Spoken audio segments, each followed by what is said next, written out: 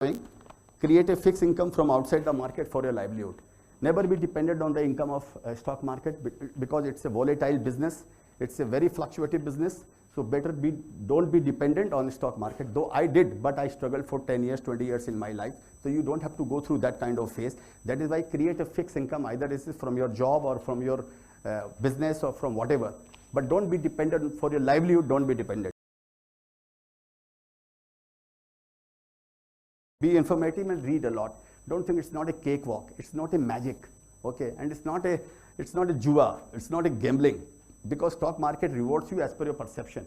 If you think it's a gambling, then it will prove a gamble for you. If you think it's a business, it's a platform to create your wealth, then it will treat you accordingly. So be informative and read a lot. You have to be a maniac so far. You should have all the information, everything, whatever happening around the world, you should know, because you never know which dot can you connect with your investment. Something is, suppose in Brazil, something is happening in Brazil, you can connect that dot to your investments. If suppose your company is exporting something in Brazil and Brazil is going through a bad phase, then your company will also be affected. So this way you should connect your dots. And invest a part of your savings, not earning in the stocks. If you are suppose earning 100 rupees, that does not mean that you should invest 50 rupees in the stock market. Whatever you have earmarked, you must have earmarked a sum for your investments. Out of 100 rupees, I am going to invest 25 rupees in whole asset class. Out of that 25 rupees, you should invest 12 rupees or 15 rupees according to your risk-taking capacity, because it's a risky business.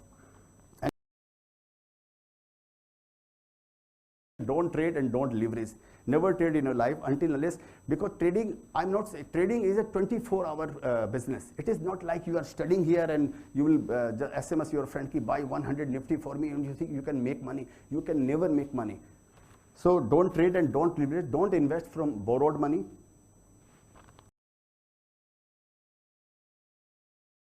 Third, invest only for 5 to 10 years. That is the minimum time period I am telling you. Minimum time period is 5 years. Because it takes, Rome was not built in a day. It takes time for a story to mature. I have always invested in the stocks, in a small cap stock, which became medium cap or some of them large cap. So it takes time to mature a story, at least 10 years.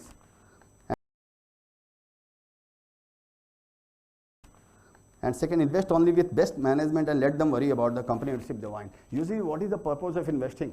The purpose of investing is this. Suppose I think the India future is very bright.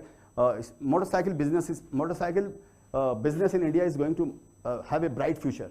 Tomorrow I cannot go and set up a motorcycle factory because it needs a lot of academical knowledge, a lot of capital, a lot of networking. So I can go and buy Bajaj Auto, for example. So the idea of investing is this. If you are investing with the best management, then you don't have to worry about your investment. Whether market is going down, market is going up, you should sip your wine and stay invested. Problem is this, what we are doing here, management is playing golf and we are worrying about 24 hours. What is going to happen to this company? Import kaise hoega? Dollar, what will happen to dollar? What will happen to, blah, blah, blah, so many things. Every time we are worried. Then what is the point in being an investor? Let the management worry. So here ulta is happening, So that is why if you are with a best management, then you don't have to worry about your investments, because he has to save his own name. He has to save his own prestige.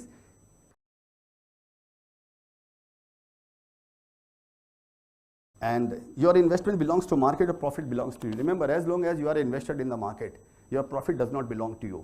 Even if you are in profit, don't think that that's your profit. That's your paper profit. So your investment belongs to market and your profit belongs to you. When you scale up your transaction, when you sell your shares and the money you get in your bank, that is the time that you can say that you have made this much of profit.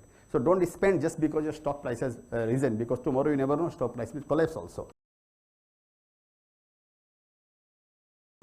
And book your profit also. Usually people say that don't book your profit, stay invested into stock. I disagree with that. I think you should book your profit also periodically and invest for your house, which is the very most important thing.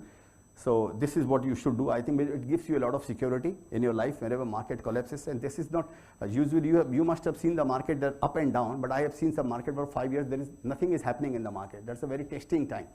So that is why periodically pull out money from the market. And keep a balanced mind. Don't be very optimistic in uptrend and very pessimistic in downtrend.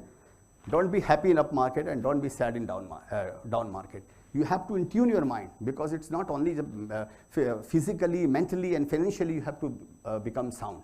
So that is very important to keep a balanced mind. Otherwise you will give up, you will lose your patience, and you will say stock market bakwas ka cheez hai. It's a, you know.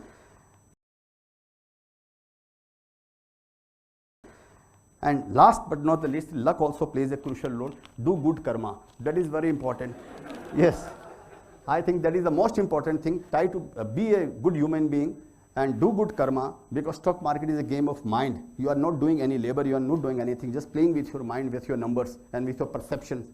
So if you are doing good karma, it will come back to you. This is how I want to conclude.